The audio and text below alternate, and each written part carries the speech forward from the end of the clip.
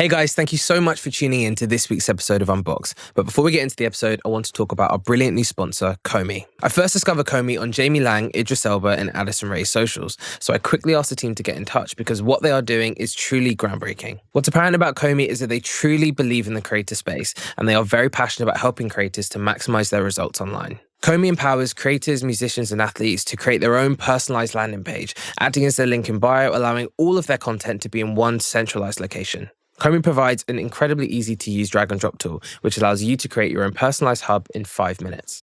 Check out unbox.comey.io for an example, or Gwen Stefani's, or Idris Elba's, or any other of your favorite celebrities, because they have everyone right now.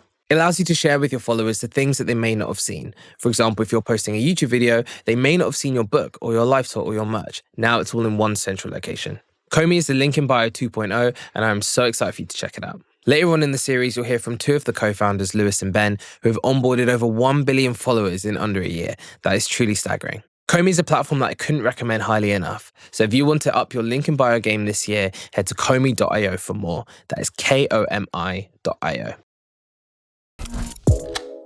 Patricia, welcome to Unboxed. Thank you so much for coming on. Hello, thanks for having me. No, not at all. Right, so you are an absolute icon in the space. You are one of the biggest female creators in the UK. You've been killing it for 10 years? Yep. It's a long time. I'm going to say 11 now, actually. 11 years. Yeah, it's been a while. That's a lifetime. I know, on YouTube it definitely is. Right. Yeah. So bring us back to the early days. How did you get into this? How did I get into this? I mean, I got into it accidentally. I was at university and I was really into hair and makeup, like just to look cute for uni. And there used to be forums, like before there was Reddit, there was other forums, which were where girls would talk to each other about products and skincare and hair and makeup and beauty. And then we would use YouTube to send videos to each other. So I accidentally was using YouTube as a way to just share with my friends on the online communities. And then inevitably, other people started watching the videos. But I always did it while I was through uni. It wasn't really a thing. And then I just built up this community of girls who loved products the way that I love products and makeup and hair and all that fun stuff. But I always worked as well. So it was like my side hustle that ended up becoming like a full-time career. Right. And 10 years is obviously an incredible, 11 years, sorry. Can't forget that one. That extra one, yeah. Extra one. It's an incredible achievement. How do you have such longevity? Like, what are your tips for sustaining, building, growing, and adapting for such a long time? I feel like it's like... I actually did a book, and in my line of my book, it says, be like Madonna. And it's basically like you have to kind of almost reinvent yourself, like every single season. Like I'm not doing what I did when I first started. What I'm doing next year is not what I did this year. I keep switching it up based on my personal interest, but also like, you know, how society's changing and how the audience is changing. A lot of them grow up and are interested in different things the same way I am. So I kind of have to balance like just switching up and just not being the same or doing the same thing. Yeah. It's very boring. Yeah. So not being comfortable ultimately and constantly pushing and changing. Yeah, exactly. So what have those sort of eras, if you will, been for you? Oh my gosh. Okay. So my era was...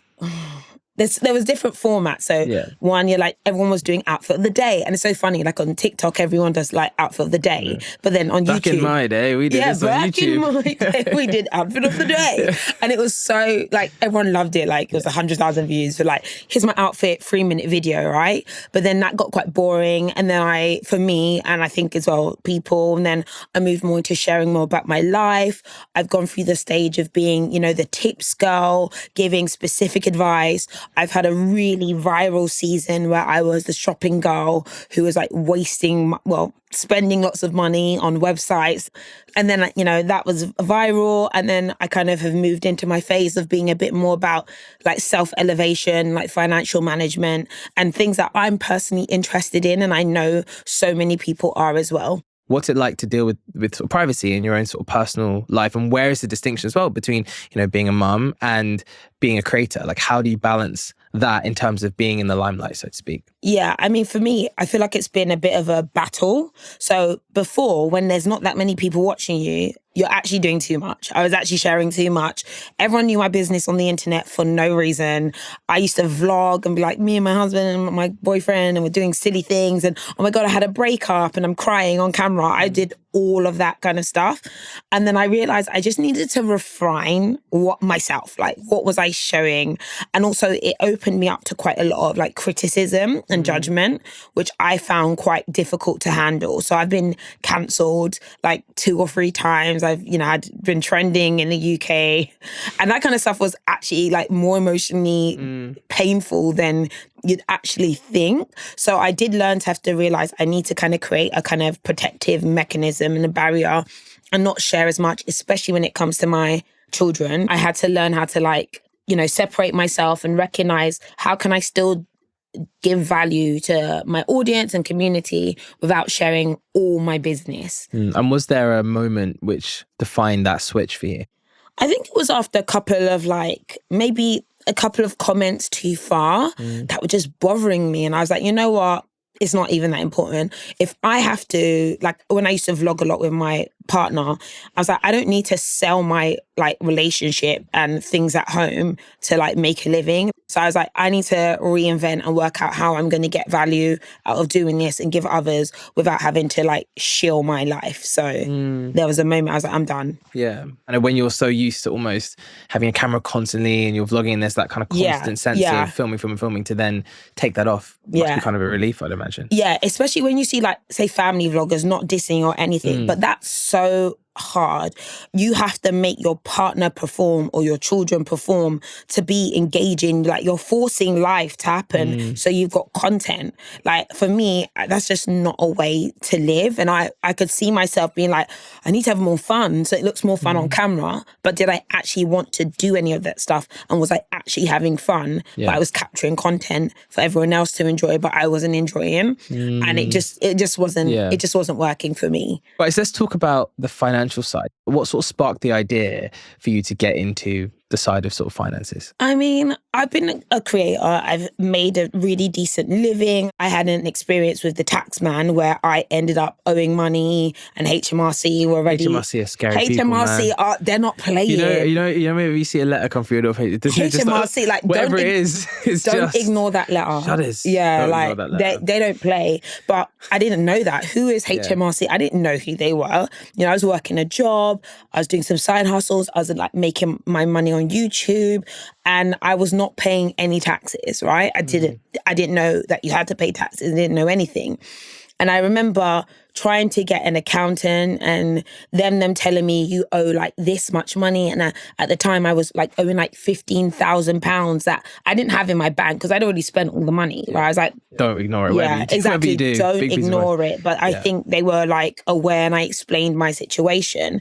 And I realized that there were so many other creators, especially female creators, who had no clue what was going on for them financially. They were dealing with these issues. They were putting money into their personal accounts. They were not making as much money as they needed to make. They didn't have their pensions in place. They had no investments. And I had bought a couple of investment properties and stuff. And I was just like, if I know this, can I just at least provide some insight for others as well? And I'm just going to do a series. Let's talk about it and then see where this goes. And that really was where it started from. I had my own issues, and I was just like, let me help others as well. Yeah. And why do you think it's so important for creators to be financially literate? A lot of creators are, I'm going to say, new money, and new money can be broke money very quickly. I think it's happened to a lot of, players who are in sport, basketballers, rappers. All the time. They have zero money. And also there's a higher risk when you're self-employed and a creator. There's a lifespan potentially. I've had a 10-year long career, which is amazing. And I've grown every 10 years. But I've seen creators come and go, buy cars, buy mansions, and have to sell them because they've got no money left. And I feel I just don't want that to happen to anyone that I know. So at least, let's talk about it. And at least if I can drop a little something for you as a creator, that hopefully it sets you on the right trajectory. Yeah. And when was it in your career that you started making money? What was the sort of turning point for you where these issues became real? Because this is the type of thing as well, right? Where the more money you have, the more challenges you have in a way. You have to plan more, you have to think more. There's more strategy that needs to go in. What was the turning point for you as a creator? I think I had a turning point when had a really good job. Like I had really good jobs. I worked in the city. I worked in banking. I had prestige jobs, right? For prestige companies.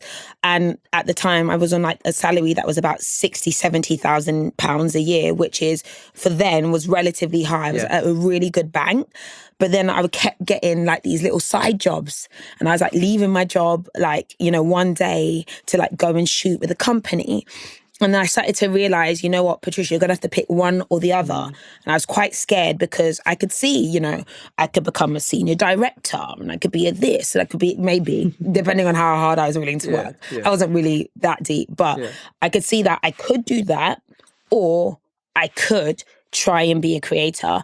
And then I did like literally an Excel spreadsheet and I was like, okay, if I was to keep trying to work. Everything in spreadsheets, right? I do everything in a spreadsheet. So I quit so I could work 3 days a week rather than just going straight into like being self-employed because it was not working for me. You're too prudent for that. I'm too, I really too much of an accountant to go like, no jumping, none of that. Yeah. So you were doing a part-time job and you were doing your content creator business on the side, and then you were waiting for that to kind of overtake, but you gave yourself a buffer. Yeah. Okay, and you didn't have management at this point, or did you?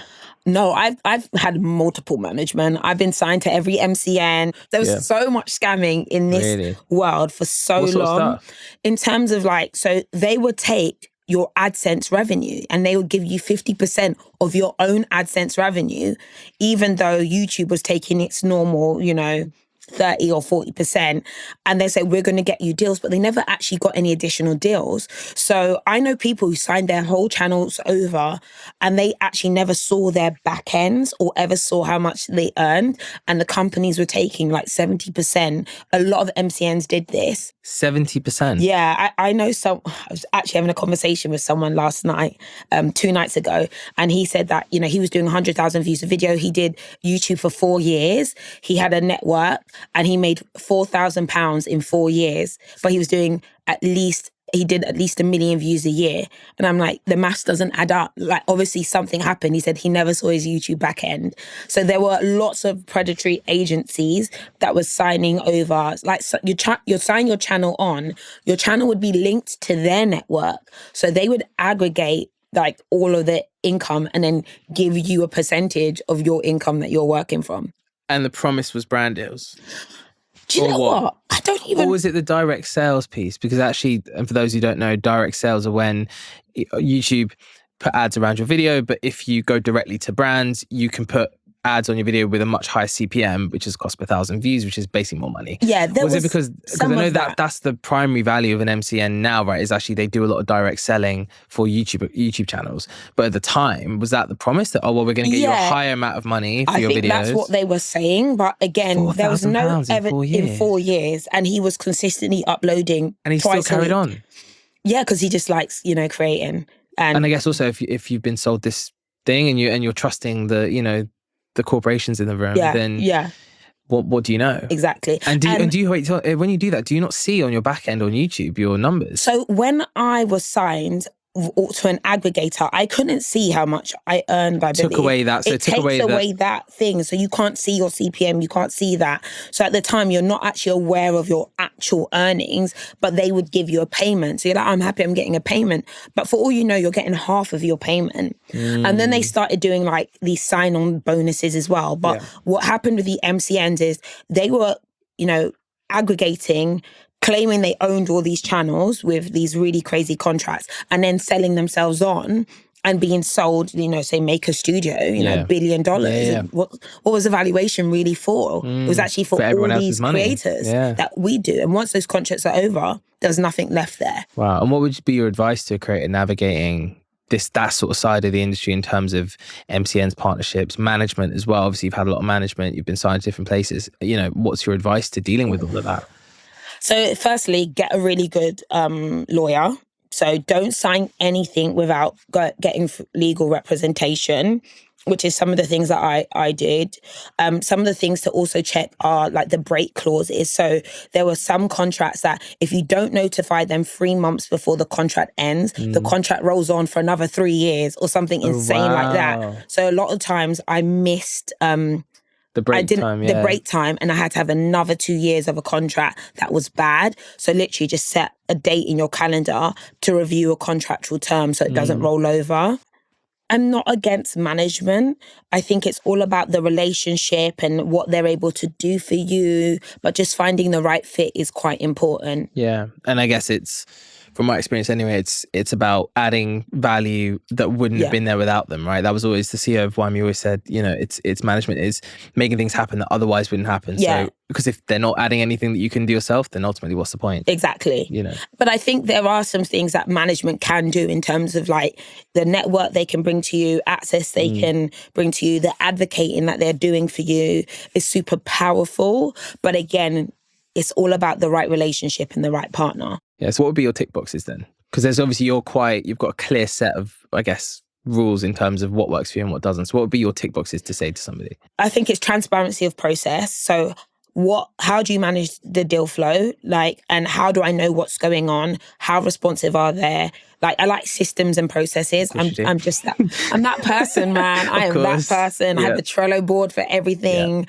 and just how they communicate with clients as well. So if they are rude to clients, they're representing me in the market. Yeah. So I want to see how they interact with others as well. By clients, you mean like brands? Brands, exactly, yeah. Yeah, and I guess feedback as well, like hearing from the brands, how were they? Yeah. I think one thing that's come through from a lot of these conversations, and I know it from being more on the management side through the last 5 or so years, it's like you have to manage your manager. You have to be willing to put the work in to get the best out of your team. Yeah, and also manage isn't just an individual, and it's a team of people, or it's, you know, it's a service. So if you're not putting that to work, then, you know, you're missing out, I think. Very true, yeah. Yeah.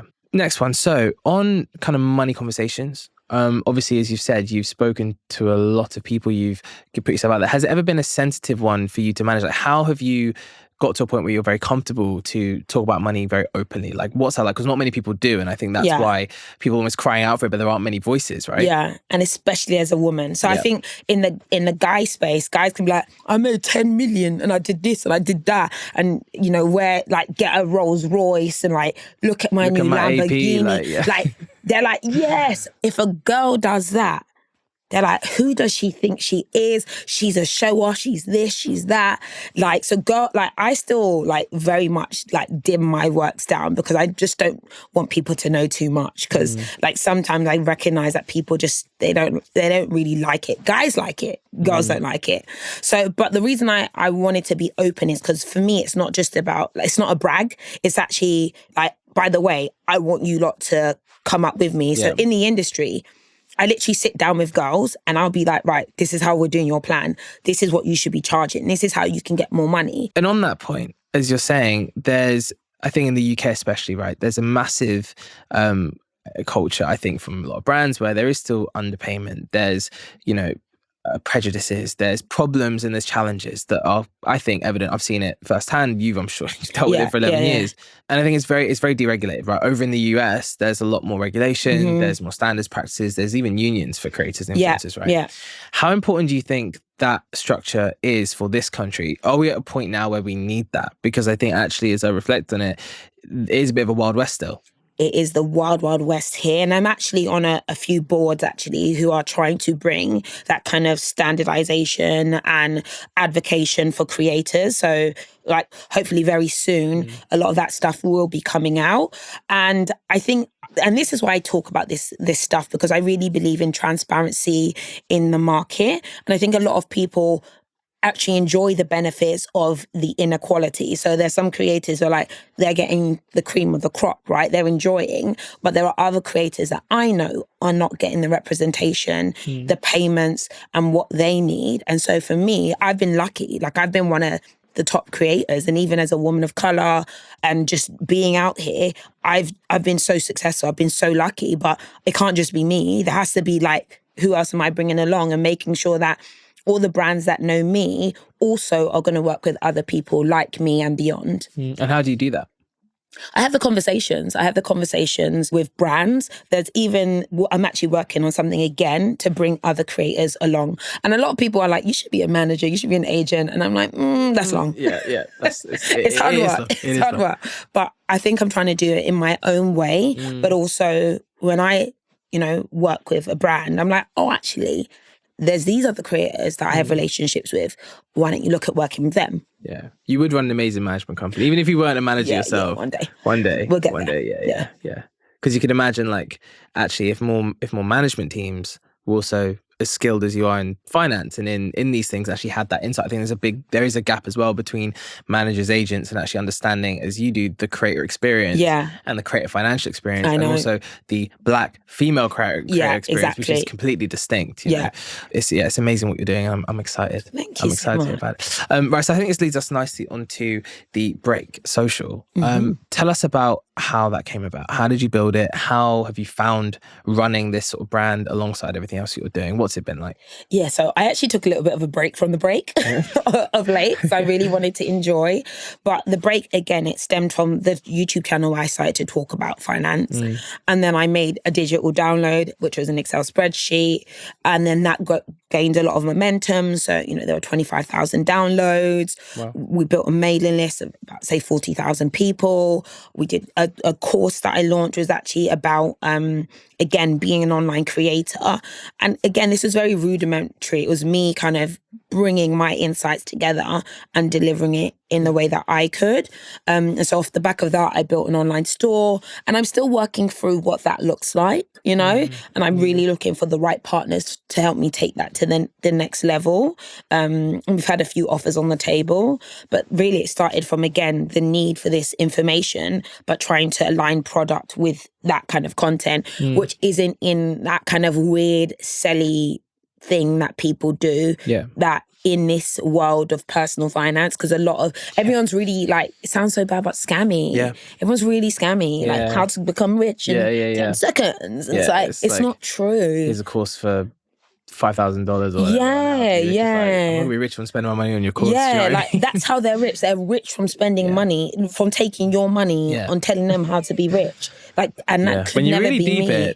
It's not right. It's not right, but people fall for it all the time.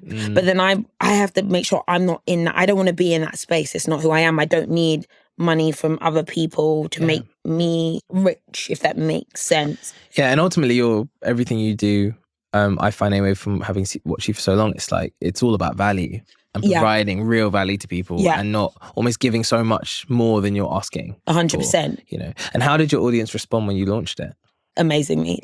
As in, that's the number one thing that people ask me about now. They don't ask me about my outfit or my hair or my makeup anymore. They're like, thank you so much for your financial advice. And it's crazy because people come up to me and they're like, because of you, someone else had the same tax story. Someone started an online flower business and they were a new mom, and she's like, I don't have to go back to work because I actually make money now from doing this after I watched your video. And it's so crazy that actually, when people get in control of their money, it actually has a huge impact on their everyday lives. So it's a really important discussion to have, but not enough of us are having it. Yeah, absolutely.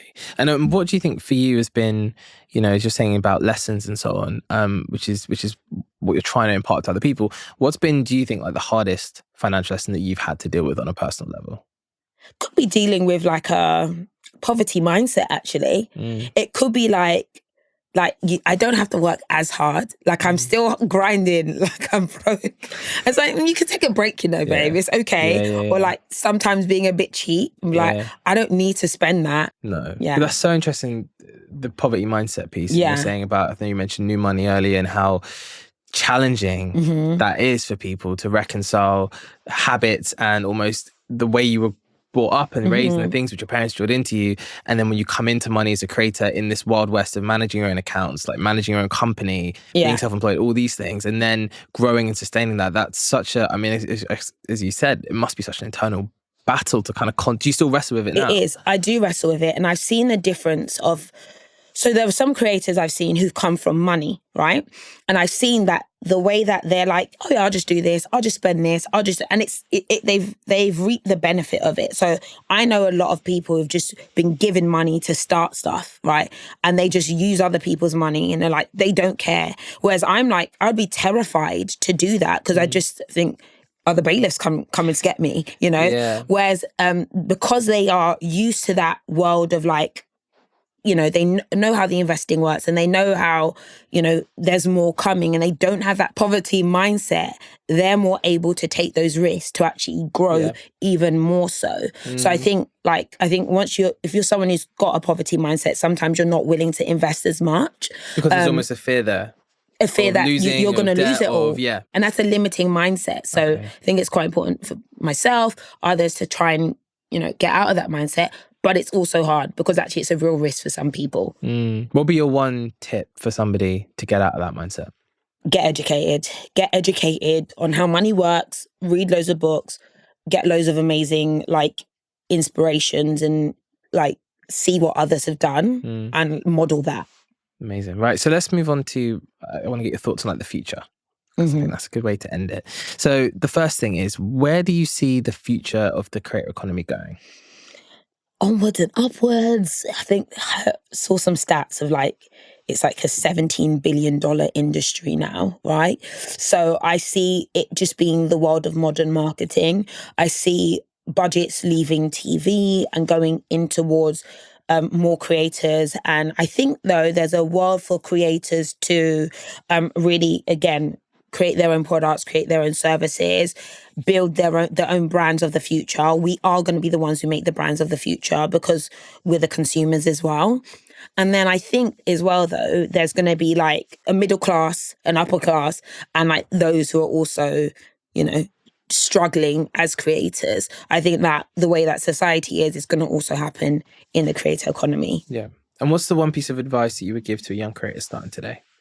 The one piece of advice, I always say consistency, but I think it's consistency with strategy. It's not just continue to upload every day because you should keep for uploading. The sake of it. Yeah. That's not working. Write a plan, test it, execute it, review, and do again. And then keep doing that. The word strategy is very important, isn't it? And I think from my experience of working with a lot of creators and stuff, it's the one that people often miss, and also the one that a lot of managers miss. Yeah. And I'm sure you're very strategic, and your mind works in quite an ordered way. And I'm sure probably challenges in the past have been, where's the strategy? Where's the plan? Yeah. You know what I mean? It's a common thing. Yeah. Right. And finally, who is a creator who you are loving at the minute? HighLowLuxee. Her name's Janelle. She's based in the States. I recently met her in Qatar and I saw her in Paris. And I just think she's really good as a creator, as a fashion creator. She's extremely consistent. She always shows up and her content is fire. Amazing. Yeah. Well, look, Patricia, thank you so much for coming on today. I could have spoken to you all day. It's absolutely amazing. For those who don't know, I'm sure everybody does, but where can people find you? Can find me on Instagram, the Patricia Bright. Can find me on The Break YouTube, and you can find me on Patricia Bright on YouTube as well. And I'm not on Twitter, but I need to get back on there. Yeah. We'll see. We'll see one day. We'll see. One day. Thank you so much. No worries. Thank you.